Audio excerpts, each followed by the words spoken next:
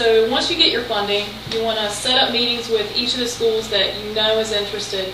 Or if you're going to start small, start off with your 3 or 5 schools that you're going to start off with and meet with the key personnel. Principal, a key teacher, and then custodial staff if they're going to be used. And you want to definitely get their email address, because email is so much easier than having to play phone tag for 3 weeks. So you want their email, you want to get 3 main things: how many classrooms they have, how many teachers, and how many students.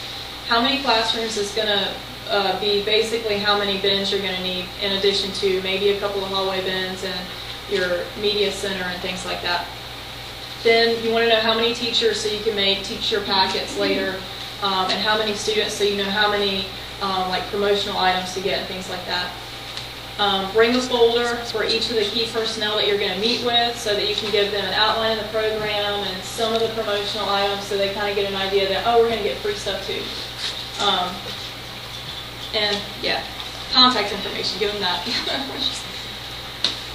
Implementing the program. So once you have gotten your grant or you got your funding and you've already ordered your stuff and your stuff has come in, you want to deliver the bins and everything at one time, and then walk through the school with them and get an idea of where the stuff is going to be, so that later on you can go back and kind of inspect the school and make sure that they don't have all the bins shoved in a closet and they're just saying that they're recycling. Make sure to offer to put up the posters for them, because they will stick those posters in a file and they will sit in the office for 2 months before they get put on the wall. So bring some tape and say, hey, I'll go put up the posters throughout the school if you let me. Set a kickoff date. We usually do a kickoff at each school, and we've tried it several different ways. We've tried it with the whole audience of all the students. Oh, I do not recommend that.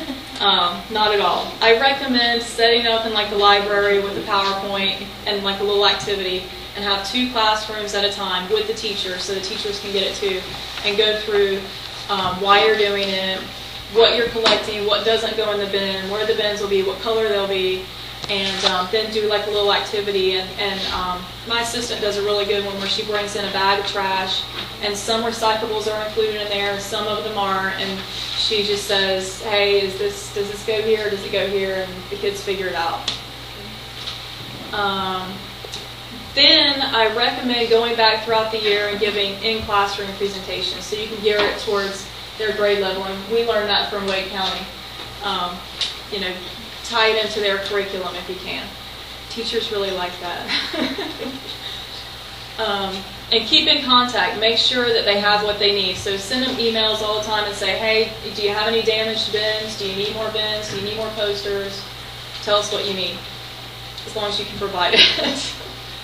And progress, you definitely want to get a tonnage report. If you don't have scales, at least kind of try and calculate how many bags and how much the bags sort of kind of weigh, so that you can give them a figure. Because the schools like to look at it like, oh, I'm actually doing something, and this is actually going to be recycled and not going to be landfilled. I provide a tonnage report monthly for each school, and then we do quarterly newsletters. And in the newsletters, I put the tonnage report for all the schools so that they can compare themselves to other schools and go, oh, we're doing so much better than that other school. Articles on how to increase tonnage, like little educational bits and that kind of pictures. And if a school does a kickoff, we usually talk about that kickoff and how many students were involved. Or if a school does a specific project geared towards recycling or something about the environment, then we put them in there. And that helps too, because then they want to do more activities that are geared towards the environment, so they can have their face in the paper, the newsletter. I email them with recycle reminders monthly with what's recyclable, what's not, and then I put the tonnage information in there as well. I'm like constantly hitting resend, so that I'm repeating myself. I do that with county employees too. I'm always, don't forget to recycle, like every week, and you're like, oh Lord, what am I getting from her? In-classroom presentations all throughout the year. Be available. Tell the teachers to call you anytime and set up a date to come in and give them a break and teach them about recycling. And field trips to the landfill and the recycle center. Kids love to go to the landfill. So again, progress. You want to give also incentives, because incentives will increase your progress and increase your tonnage. We do T-shirts for some of our schools' recycling clubs, and we do laminated hall passes with the Recycle Guys. We also stole that idea from Wake County. Listen up with NACO because they have a ton of good ideas. And the kids like that. In fact, when you guys said that the girls prefer the Dottie bottle, that's definitely true. It really is. Do an annual awards ceremony. You'll be surprised at how excited the students get if you just give them like a little tiny award. Performance measures, track what you've done, and share it with as many people as you can. If you're county, share it with the commissioners. If you're city, share it with your elected officials. Share it with the news media.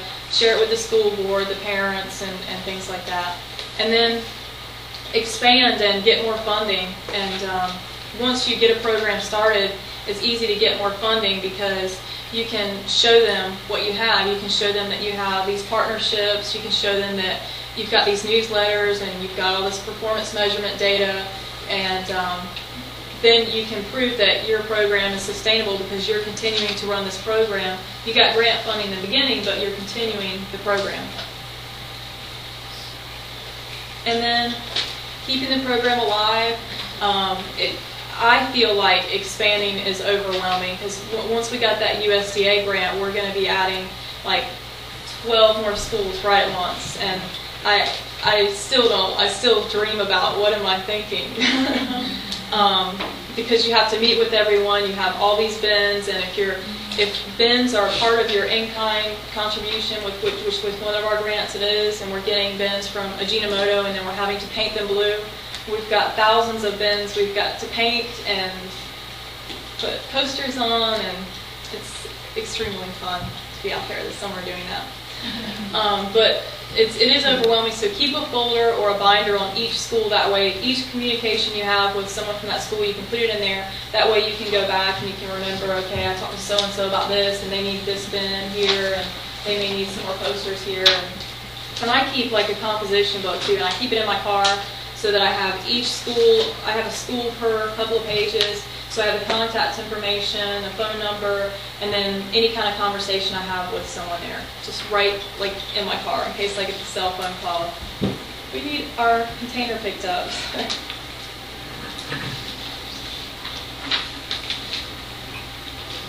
And this is just, I'm going to show you some of our recycling newsletters. This is the first one we did, so we put, the first tonnage report of the year. And right now, most of the schools are recycling about 4 tons per school.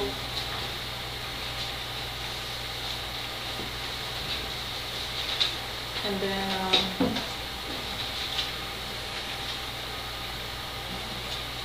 this is always my last slide for every presentation. I just want to look back at my notes.